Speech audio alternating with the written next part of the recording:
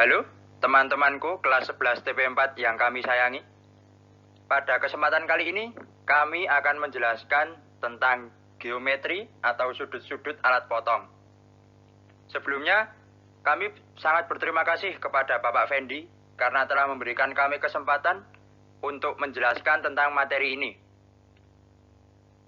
Sebelumnya, saya akan memperkenalkan nama saya dan kelompok saya. Yang pertama dari saya, nama saya Buna, absen 6. Lalu ada Christian, absen 7.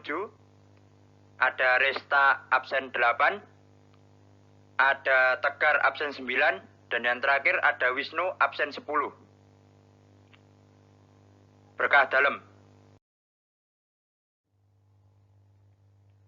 Ya, alat pahat atau alat potong yang ada dalam mesin itu memiliki 7 sudut utama, yaitu yang pertama ada side rake angle, yang kedua ada back rake angle, yang ketiga ada side clearance angle, yang keempat ada front clearance angle, yang kelima ada side cutting edge angle, yang keenam ada end cutting edge angle, dan yang terakhir ada noise radius.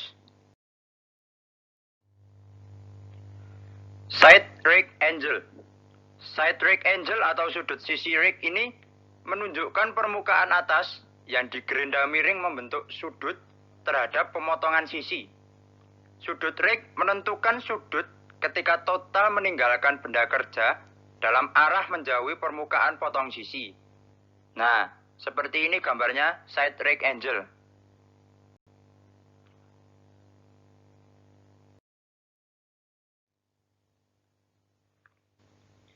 Yang kedua, sudut rake belakang atau back rake angle. Istilah rake belakang atau back rake angle menunjukkan permukaan atas yang digerinda miring dengan membentuk sudut terhadap permukaan ujung. Sudut ini seperti diperlihatkan pada gambar di samping. Sudut rake belakang secara total juga ditentukan oleh pemegang pahat bubut. Besar sudut ini mempengaruhi sudut di mana total meninggalkan benda kerja dalam arah menjauhi permukaan ujung.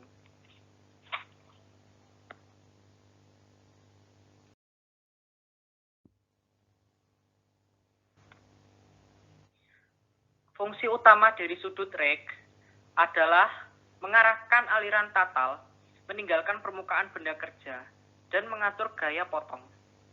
Nah, gaya potong ini itu juga harus didistribusikan secara merata pada masing-masing permukaan sisi dan permukaan depan.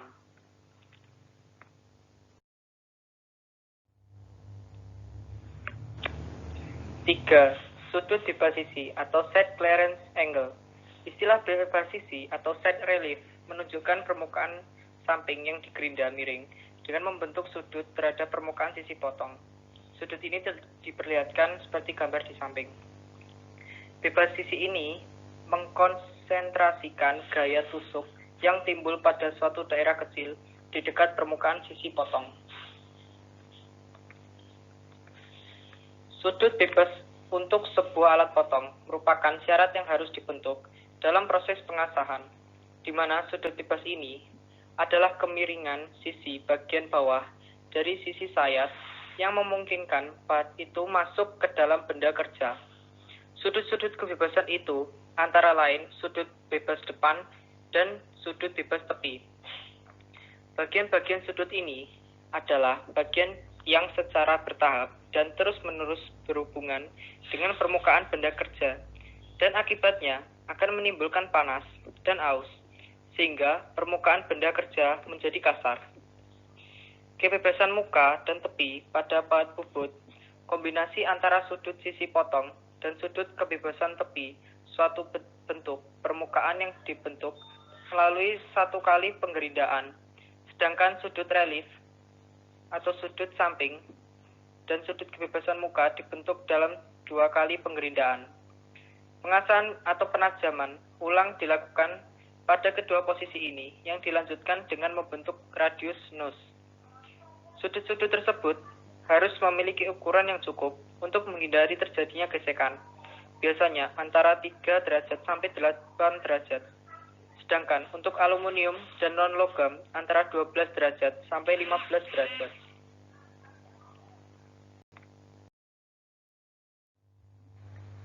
Yang keempat ada sudut bebas muka atau front clearance angle. Bebas muka berarti permukaan depan dari pahat yang digerinda miring dengan membentuk sudut terhadap permukaan ujung. Bebas muka mengkonsentrasikan gaya tusuk yang timbul di daerah ujung atau nose pada permukaan depan. Bisa dilihat gambarnya front clearance angle.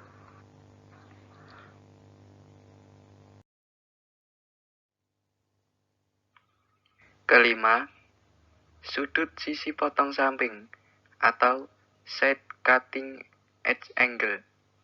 Istilah sisi potong samping menunjukkan permukaan samping yang digerinda miring dengan membentuk sudut terhadap permukaan dari sisi pahat. Sudut sisi potong samping membentuk sisi potong atau cutting edge dalam hubungannya dengan tangkai atau sang pahat.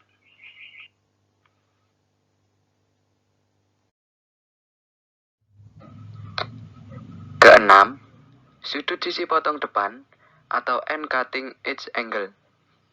Istilah sisi potong depan menunjukkan permukaan depan yang digerinda miring dari ujung membentuk sudut terhadap sisi tangkai bagian bawah.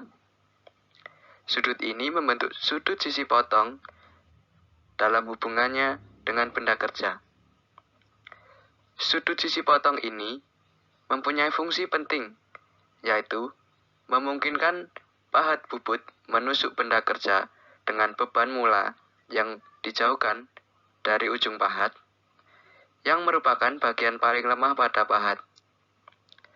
Sudut ini secara bertahap melepaskan benda pada pahat ketika dilakukan proses pemakanan.